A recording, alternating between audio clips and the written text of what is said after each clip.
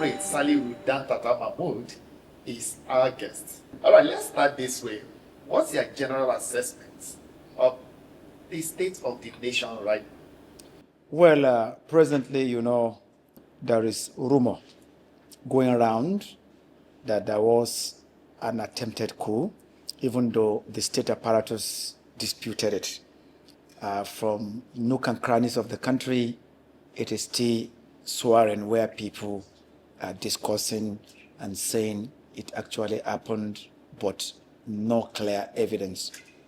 Not quite long, there was change of service chiefs, elevation of Chief of Army Staff to position of Chief of Defense Staff, appointment of Chiefs of Army, Naval, and Air Staffs. So that seems to be the discussion presently, not without controversy also of the initial presidential pardon Mr. President granted to alleged drug addicts, murderers, and host of others by him succumbing to insinuations, pressure, and other allegations that he never, in the first place, studied it well before going into conclusion of granting the presidential pardon.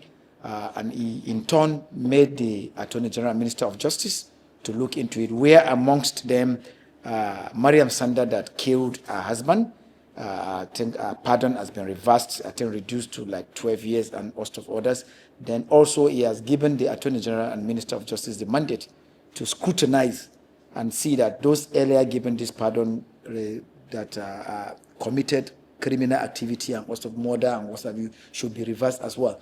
But be it as it may, even under the Buhari administration, it happened where even people that were slain were given national honors out of ignorance. So this is not the first time it's happening, but the issue is once again trying to portray the administration as one that has disconnect. Because what happens to Office of Secretary to the Government of the Federation, what happens to advisors and other people charged with this responsibility? So it is a state embarrassment, international embarrassment, because there and then among the Committee of Nations, they will see us as a country that is made up of mediocres, because this, I say, a mediocrity. Before you bring out this, you have Department of State Services, you have other apparatus, even the police have a force, CID, DFI. You ought to have scrutinized it. So that is to tell you the government is not working as one. The rumor we are having that the government is working at variance seems to be true. Some people say the First Lady's part is different. The part of other people also goes differently. So with this kind of embarrassment coming, it means the administration need to sit up, then also checkmate itself, then allow the security apparatus and experts to do their job before making certain pronouncement. This is not the first time. There are even presidential pronouncements where you see pronouncement is made today, tomorrow they denounce it. It doesn't speak well of the administration. Then again, when you go around, look at issues of road projects, where there are also controversies of recent, the Minister of Works, Dave Umahi, revoked the China Arbor engineering job, Abuja Kefi Road, that were hitherto re-awarded for its expansion and redesign. Now the China Arbor company has let go the job. Then look at the Abuja Kaduna, it was taken away from Julius Baja, given to others. Then outside that, when you go to, there is a Kayama local government area of Kwara, not just yesterday, some bandits have entered Nuku town.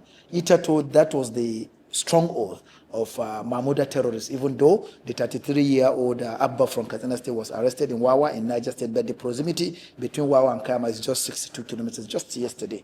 So when you go around, you now see that from insecurity to other controversial issues, President Bola Ahmed Tinubu, as 8-year governor of Lagos State, need to do the needful, what is right, when and how, if at all he wants to write his name in, good books of time and not nemesis. If you look at the ministers as presently constituted, how would you assess their performances? We know that the president cannot be everywhere. Well, if we take from works, for instance, I can say there is a practical assessment to be made, because in Ministry of Works, for instance, even with some skeletal controversies, during Buhari administration, there was a concept of superhighway. The original proponents were indigenous surveyors. That proponent rights was taken away from them, given it to China Arbor Company, and that stalled the actualization of superhighway during Buhari administration. But under Dave Umahi, as well as Barrister Bello Goronyo as Minister of Works and Minister of State respectively, at least they are moving above board, because when you observe, for instance, Itato, it was just like a dream. But today, even no matter what anybody is saying, the Lagos-Calabar Coastal Highway, even though a public-private partnership concept, even though they later had to borrow some monies or what have you, if holistically approached, could open another channel of accessing the entire South other than going through the North Central. Because when you observe now, if you leave Lagos by road, from Ibadan, getting to Mokwa, Ilori, or if you are going through Lokoja, the dilapidated nature of roads makes you to feel like flying or going by rail, which that of the rail is not accessible.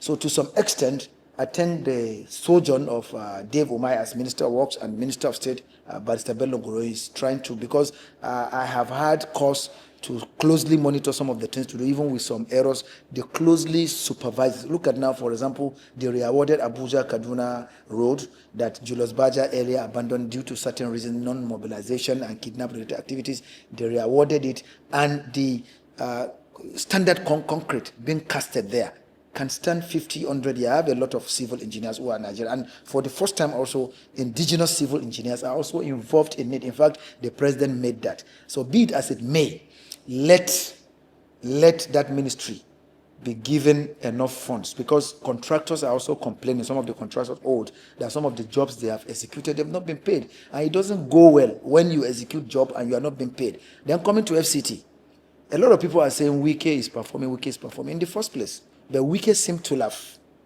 neglected overhead. I can tell you categorically, most parastatals under FCT and agencies are not being funded since he came. Overhead is lacking. Outside their salaries, overhead is lacking. Look at heaps of dumps within the city center. Even the environmental contractors have laid down their tools. If you go to Abuja Environmental Protection Board, they will tell you no kobo to evacuate those bins. And it doesn't speak well for our health. So if you are completing bridges, roads, what about environment? What about health? What about on a road? And what about overhead? A lot of agencies and parastatals are running just like that. Even the essential agencies like Director of Road Traffic Services, Abuja Environmental Protection Board, Hospital, and most of others, they are groping with shortage of funds. So that is why Mr. President needs to call Wike to order. It is not only completion of roads and bridges that is achievement. Other sectors are there. If you don't give, human capacity building matters.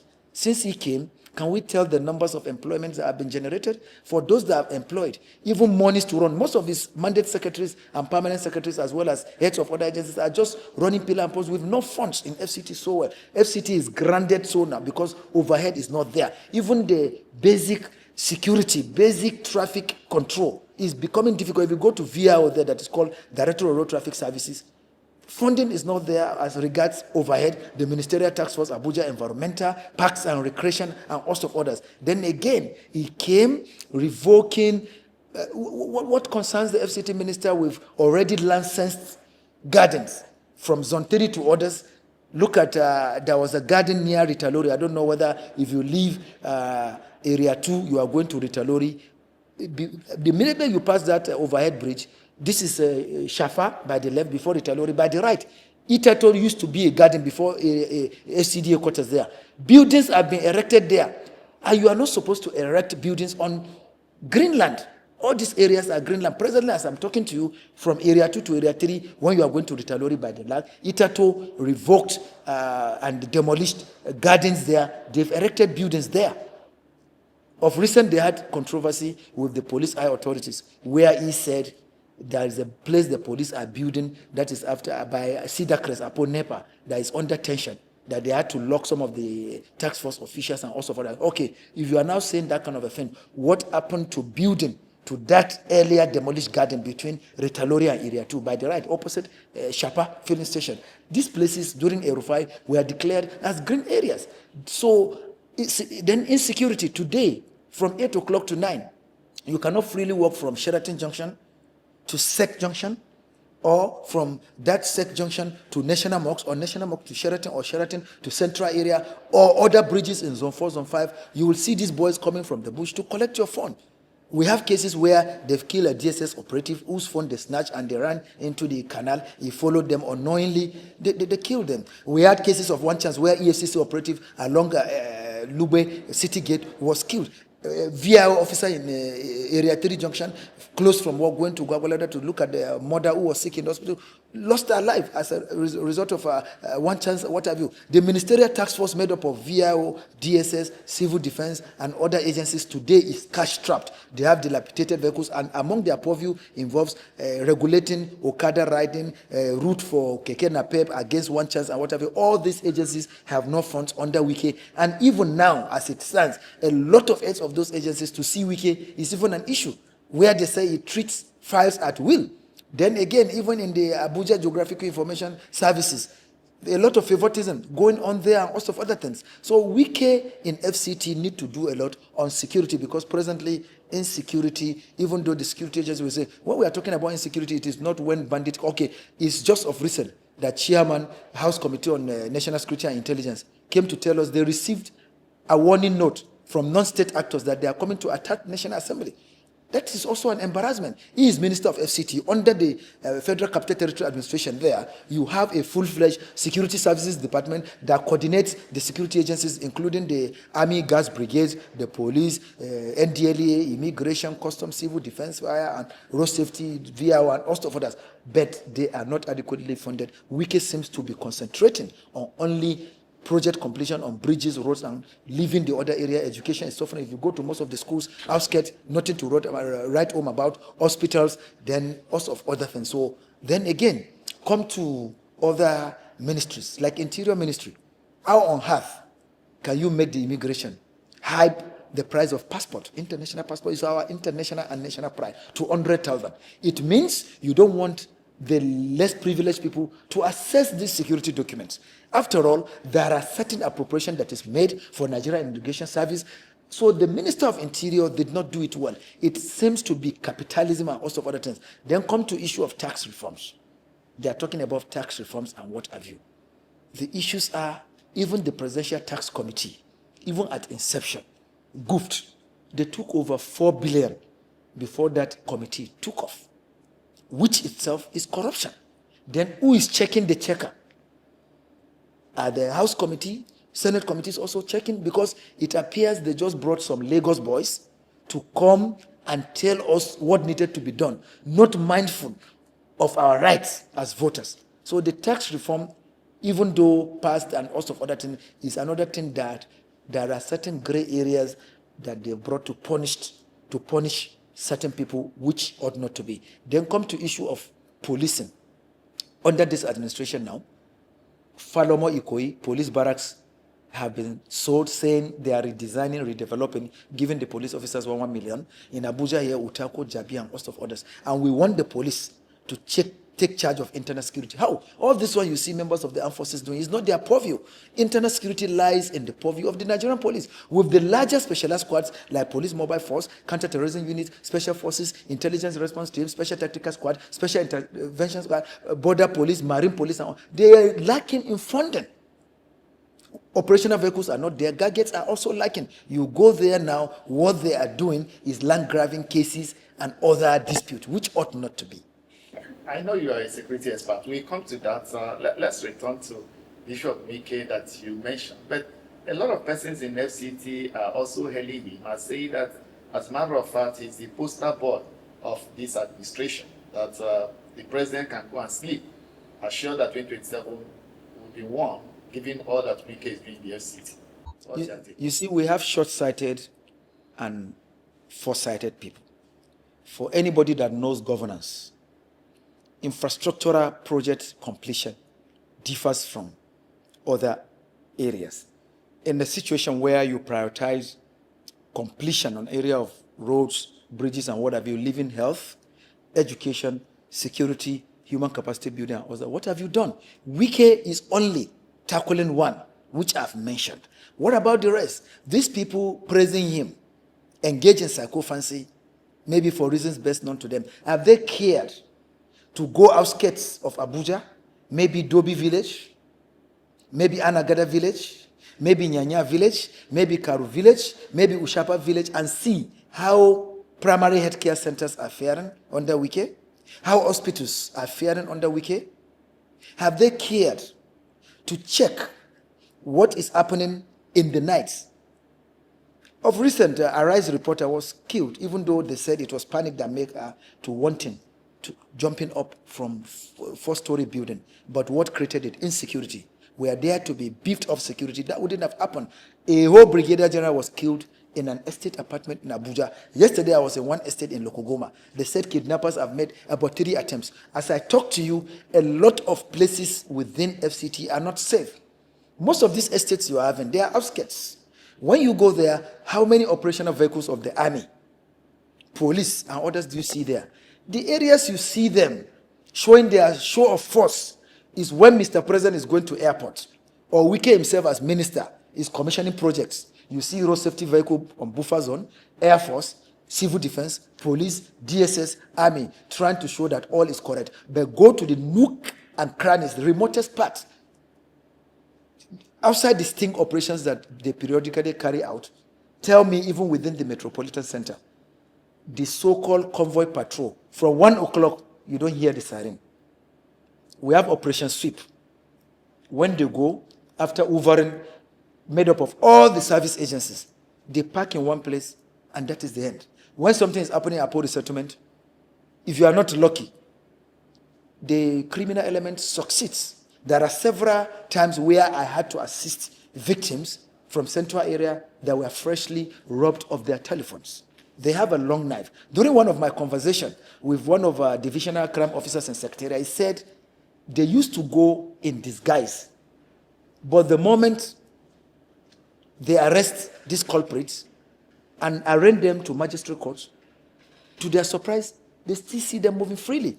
There are certain knives they call what have they've confiscated from them. So what is lacking is surveillance, because if Wike, for instance, did not give much funds, even though it's not his purview, because all the police, army, DSS, all that, they have their appropriation, their budgetary allocation, but there's what we call complementing of efforts, where just the way state governors do, they buy them vehicles, gadgets. Just Lagos state government and Anambra state government, as well as Rivers, are examples. Wike, since inception, has not lived up to that much expectation on security. He need to assist the police, he need to assist other agencies in FCT in order to enhance intelligence gathering, surveillance. If possible, he can erect buildings, because there are ungoverned areas even within FCT. I can tell you now, if you are driving to the airport, you leave City Gate, up till you get to Airport Junction, how many e-luxes of the police do you find stationed?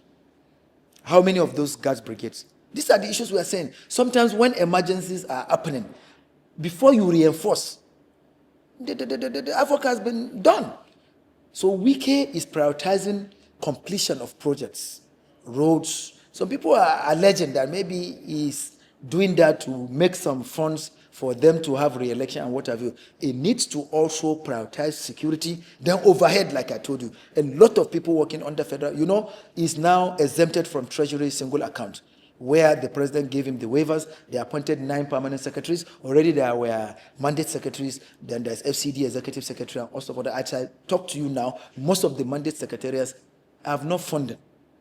Most of the agencies like Aegis, FCT, DRTS, Abuja Environmental, Parks and Recreation, Hospital Management, that those essential services are lacking in overhead. 6 months, including ministerial joint task force. Then leadership crisis is being created. I'll give you an example of FCT DRTS. That is called VIO. The director there has retired. Now, the institution is fighting. They are fighting within themselves, because some are alleging that CSO to Wike is the one that capacitated the woman that is acting. And most of the career and professional staffs, they are saying they needed somebody with mechanical engineering knowledge or somebody with relevant knowledge related to traffic. All this insinuation, all these have been made.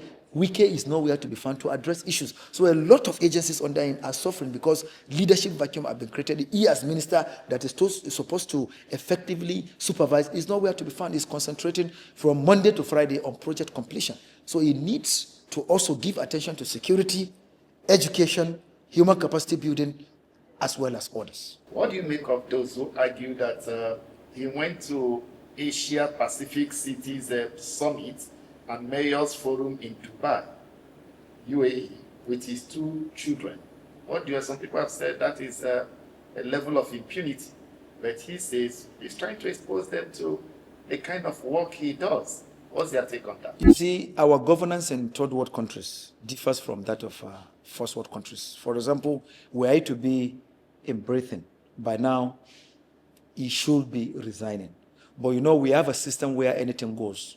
Once the president loves you, you can do and undo. But morally and ethically, it is very wrong because it was Wike that was appointed to be Minister of FCT, not his children. Even though I know during Erufai, during one of the Senate committee public hearing on his administration, led by Senator Sodangi then, when he asked him, you allocated land to your children, he said, if you are FCT minister, allocate it to your enemy.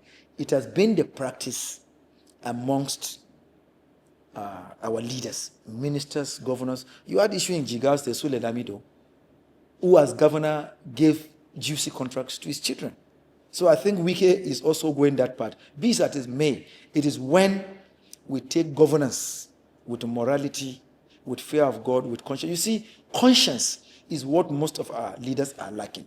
You can have integrity without conscience, but if you have conscience automatically, you can have integrity. So we are here to have conscience. His conscience wouldn't make him travel with taxpayers' money with his children for that summit. There are top officials in FCT. What stopped him from traveling with permanent secretaries under him, mandate secretaries, executive secretary of CDA, and also other heads of FCT agencies? But you see, because conscience was lacking, he justified it. So you can have integrity without conscience. So I think it is good and high time for our leaders to have conscience. The likes of Dr. Nnamdi Azikiwe of blessed memory, Sir Ahmadu Bello, Abubakar Tafawa Balewa, SL Akintola, Obafemi Awolowo, they governed with conscience. Look at the indelible legacies they left. How many estates did they leave? How many state-of-the-art cars? But their names rings bell on daily basis because they made legacy to exceed materialism. The present-day public office orders, from National Assembly to governors to ministers and what have you, they parade chains of buildings as their legacy, chains of state-of-the-art cars, foreign trips, which is opposite to those of the accomplishments of the First Republic leaders. So I think I want to call on Nigerians, by 2027, let's not be afraid of anyone. The scorecard should be there because leadership is all about serving the people, not all about ego. Because the way Wike manages his information, he does things as if governance started with him. He was local government chairman. He was Minister of State for Education. He was governor for 8 years. Today, he's Minister of FCT. Tomorrow, when he leaves, other people will come. He should know there were people during Shagari. Where is Umaru Diko today? Where's Umaru Diko? There were people from 1999 till date that were that powerful. Where is Nasiru El-Rufai? Nasiru El-Rufai as FCT minister was one of the most powerful ministers. Where's Adi Serika? Adi Serika under Buhari administration was one of the most powerful. Where's Malemi, Attorney General of Buhari? So it should tread with caution that one day history will judge him negatively. So it is better he writes his name in gold and not nemesis. Since inception, Mr. President has given him all that he needed, exempted him from Treasury Shingo account. He had a full-fledged civil service and also for attendance. But even his permanent secretary, his mandate secretary and heads of agencies there, it is difficult for them to have access to him. So these are the issues. All right, let's look at as a security analyst. Let's look at the issue of security. Have we done really well in fighting insecurity in the country? Well, if you look at how the Tinubu administration inherited it, I can say is gathering momentum. Because Itato, don't forget, during Buhari, service chiefs became like lords, where they even have to stay beyond their retirement ages. they add the terms of other regular combatant courses behind them. But under this administration, you can see what happened. Chief of Defense Staff was relieved of his appointment. Chief of Army Staff was elevated. Naval Staff left, Air Staff left, and also others. That is to tell you, he's trying to show a difference that come. When I appoint you, even though some people are saying, why did he exempt the IG? Because in the case of IG, they even went to the House, National Assembly, to amend that law to give him 5-year tenure, what have you. But be it as it may, I can tell you the response has been impressive because of recent when we raised issues that ISWAP and Boko Haram have been regrouping in Tumbus and Mandara area of Northeast, that is Borno, that the officers in Baga Naval Base are doing fish business. They took action. The immediate past chief of Naval Staff, Ogala, provided gunboats. Even the IG provided the Marine Police there, also for that. But the only thing that is lacking still is political will. Because I can tell you, like the armed banditry in Zamfara, of recent it was established that Sububu, who succeeded the Sububu that was killed, is been found to be selling illegal goods in millions. So that is to tell you the political will is lacking because some of the ex-governors, ex-senators are also involved in the illegal trade. So the armed banditry in Katsina and Zamfara differs from that of Borno. It has to do with illegal gold mines, and a lot of them are involved there. So if the political will is there, the security apparatus from National Security Advisors Office, DSS, NIA, they should have intelligence lists of former governors, former senators, former retired generals, and whatever they are involved in it. Let them make arrests. During Moteole as governor of Zamfara State, he instituted a committee. Former IG Mohammed Diko Abubakar was the chairman. After submission of the paper, committee's report, Moteole as governor did not take action. The same Moteole is today Minister of State for Navy, Defense. So political will is lacking. The immediate past chief of defense staff said, troops, you don't need any commander's order. Once you see an intruding non-state actor, shoot at sight. Can that be sustained? So the issues are beyond just getting to Kano, Alpha Jets, and other gadgets. What about the officers and men? Are they also being taken care of in terms of welfare? The commissioned officers, to some extent, we can say they are living, their welfare is up to something. What about the other ranks? Let me make example with Army. What is a private in the Army getting that is executing warfare, onslaught against the non-state actors? What if he has disability? What happens to his family? Less than 6 months, they evict them from the barracks. So I think in the area of their welfare is poor and others, but for the holistic approach of the sustained onslaught is going on, because we know how the chief of army staff that was elevated to chief of defense staff flew to Kwara when Mahmuda terrorists invaded some Kwara North areas. They've been able to, no, the areas they are now, there are also internal collaborators. Some of the indigenous of these areas, Okeode, Omuara, others, they are also involved. What they do, they connive with the outsiders to kidnap. What happened in Kayama, Baruten, and Kanji in Niger and Kwara states differs from Kwara South.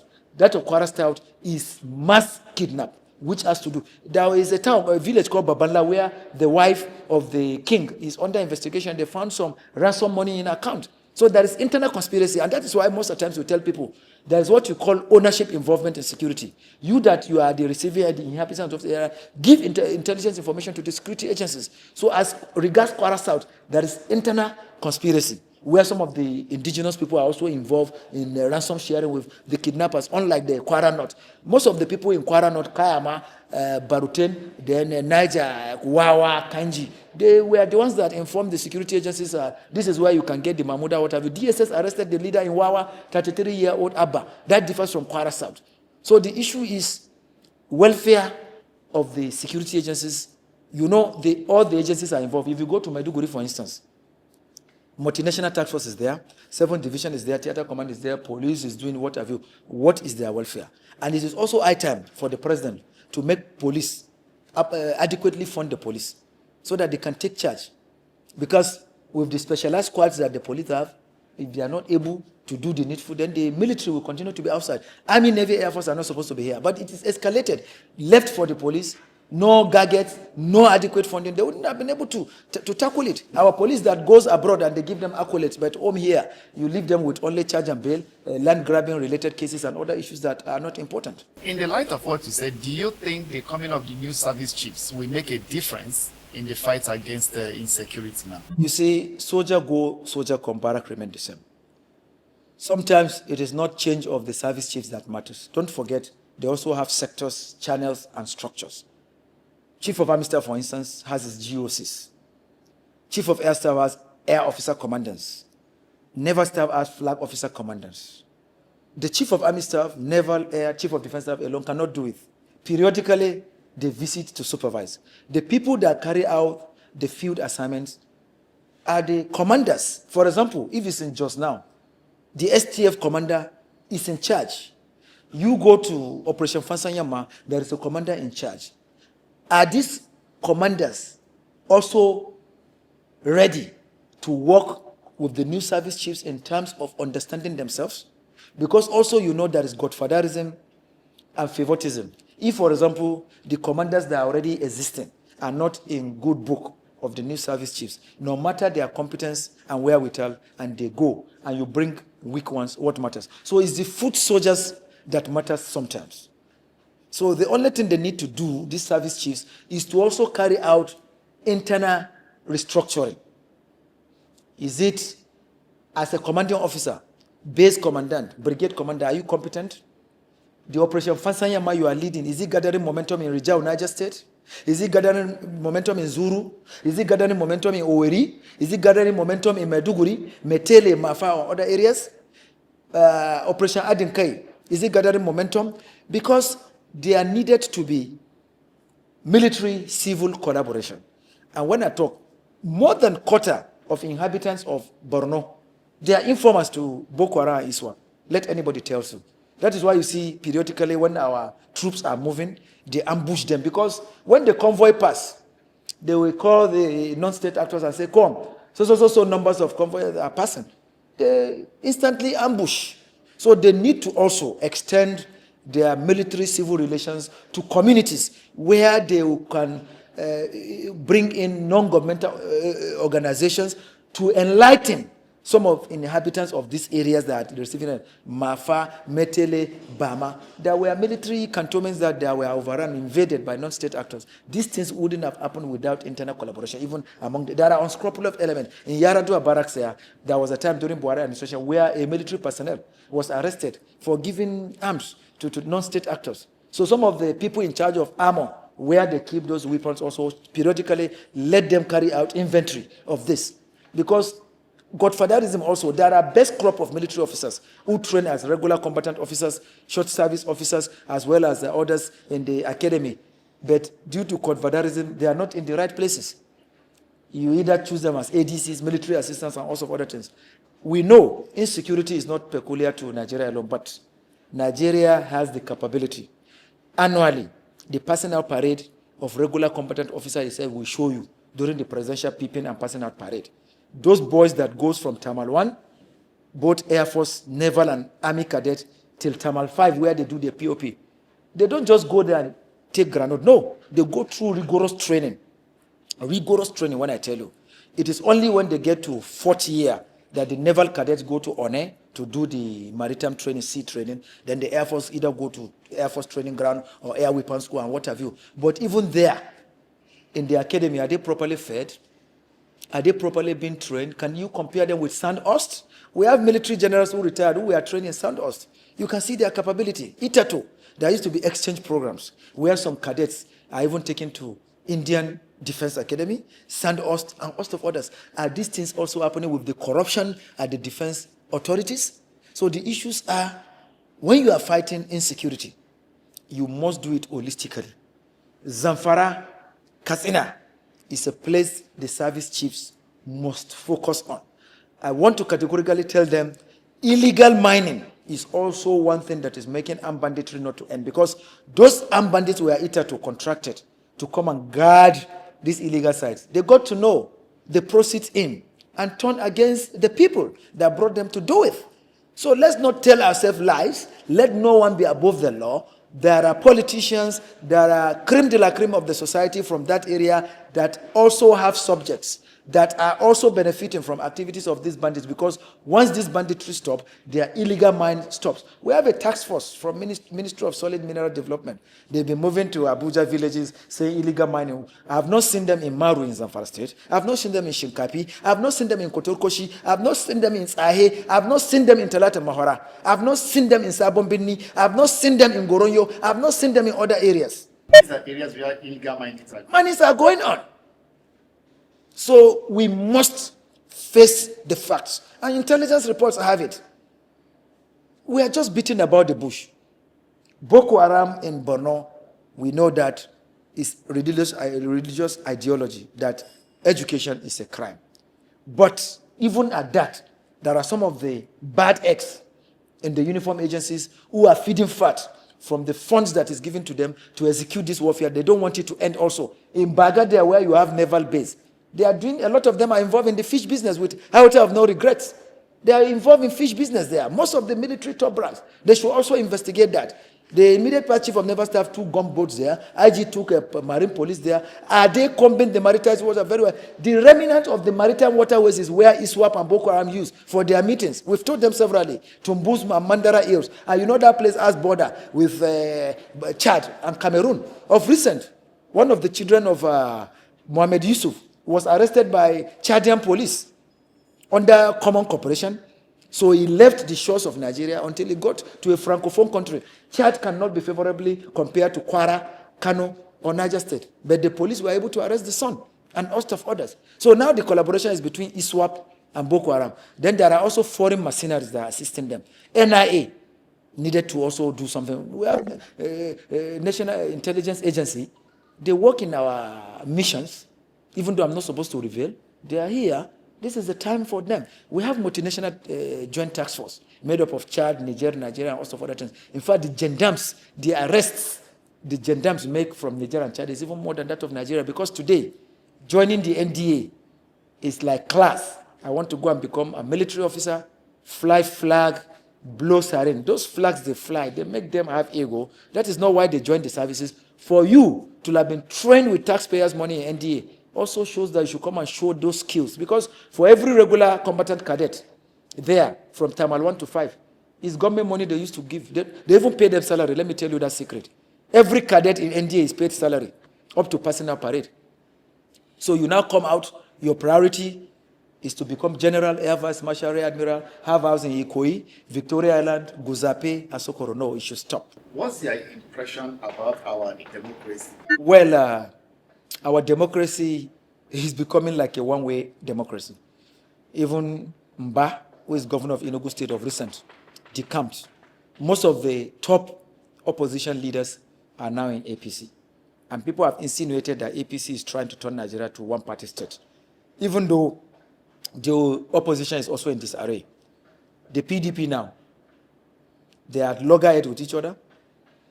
ADC is there, SDP and also others. But the way it looks, APC has taken most of the formidable opposition people. Because if you are able to get a governor from Southeast to decamp, that is a very big plus, because you know the Southeast supported Peter Obi, they never supported Tinubu. And under his watch now, Enugu used to be one of the respected capitals of the southeastern states of Nigeria then. Region. So for Enugu governor to decamp to APC, that tells you that APC is trying to make Nigeria a one-way traffic, whatever. So I think we should do it well. Of recent, there were rumors, even though the state apparatus did not bring any statement to that effect. Even they said the former governor of Bayelsa is under run. That even rumored that managing director NDDC, in whose parastatal account 45 billion was found, and some other arrests, even a brother to Silva, they say has been arrested in connection with that. That is to tell you the attempted coup. So I think we should be very careful. No matter how long you stay as president or governor, it's only 8 years, and the 8 years is renewable. If you perform after your first 4 years, you get re-election. If you fail, you don't get anything. In the light of all that you have been saying, 2027, do you think anybody can stop the president? You see, when it comes to that, I'm always cautious and careful. We have forgotten God, both as Muslims and Christians. Only God knows what will happen in 2027. And anything can be. What happened in 2015? Jonathan was incumbent president. Buhari from outside defeated him. He conceded defeat. So 2027, everybody, every party should play its role. That is why I always implore the masses to go and register for their voters' card. They are the ones that have the power, from state assembly, governorship, senatorial, House of Rep to president. Let them astray the scorecard. Yes, on infrastructure, this is what you did. On water supply, health care, power, employment generation, this, and this, human capacity building. Then you weigh it from there and give the scorecard. But if anybody shouts now, and at the end of 2027 there is failure, and the masses still goes, just like Wike is saying that in the north, for instance, if they give our people 2,000 or spaghetti, they will vote. If you allow that to actualize, then you are on your own. Ours is to enlighten you, but go and get your PVC during election. Those that did not perform, take their money, vote them out. We need to take Nigeria on course. Look at countries like Brazil, Singapore. We started before then. Malaysia, we gave them palm kernel seed. Today, they are larger exporter. Yam was to be exported out of the country. What happened? Preservation material, we are not there. So all the huge budgetary allocation to agri, they can't do it. Today, shea butter, soya bean are export commodities. You only have Nigeria Export and Import Bank, Export Promotion Council, Investment Promotion Council. Are they living up to expectation? There are a lot of farming products in Nigeria that could be exported, but the terrain is not conducive for them. So look at the parties. Which of the parties can really challenge the APC and give them a run for their money? The ADC, now you know in INEC, they've given them attention. If the whole convention elect their executives, that is the only formidable party that can face the APC. PDP already, you can see the fight between Sule Lamido, Tanimu, and host of others. Damago and host of others. So ADC remains the only major opposition party that can face the APC. Because if APC has the money, has the people, has what they can give. But, you know, things can change. Remember the Raila, Oinga, what have you in Kenya? Before Uhuru Kenyatta and host of others. So a lot of things. What about Modi in India? BJP party in India stayed in opposition for 30 years. But what happened? When the time was right and the masses were highly enlightened, BJP is now in charge of government in India. So we can be reading, we can be watching. It can be effected in Nigeria. Power incumbency does not matter. We are the ones that have the strength of vote, strength of voting out the bad ones among them. But Nigerians, the voters, it is argued that our votes don't count. What do you say? That's why the politicians or the leaders behave the way they do. That's the narrative in some quarters, that if our votes count, our leaders will be behaving the way they are doing. Well, with what Nigerians have faced now, I think our votes will count. They might say, even though it remains allegation, it didn't count previously, but I want to tell you in 2027, it is going to count because a lot of enlightenments are ongoing. Our votes will count. I know the fearless response I used to get, even from the north, southeast, and other parts of the country. You see, sometimes when tsunami will happen, you wouldn't know. People will be having their free day, having it in their favor. But you know, God does anything possible. By 2027, the God we worship, both Muslim and Christians, will intervene. And you see, even in INEC, the chairman, federal commissioners, resident electoral commissioners, returning officers. My advice is that Nigerians, let's not mortgage our future. But in doing that, let us also remember that we don't have any other country but Nigeria. Let's not involve in violence. Let us get our PVCs, enlighten ourselves. Then, coming to security, see something, say something. Without security, there can't even be election in 2027. So for areas where there is insecurity, there are many tribes living in Borno. Igbos are there, Ishekiri are there, Ibibi, Odunupe, others. So if there is insecurity there as it stands in some parts, it affects all of them. Same thing in Zamfara, Katsina, Niger, Kwara, and so forth. So let us come together, join hands, but let's fight impunity, let's fight bad governance, let's come together, let's drop religion. Our forefathers that fought for independence never considered that. Akintola was a Christian, Ahmadu Bello was a Muslim. They formed alliance. Azikiwe and others. Azikiwe was born in Zungeru, a Muslim-dominated area. And Odumego Ojukwu himself, and host of others. So unity is what we need. So let us try at intervals to ask our leaders, what achievements have you made? That way we can get it right in 2027.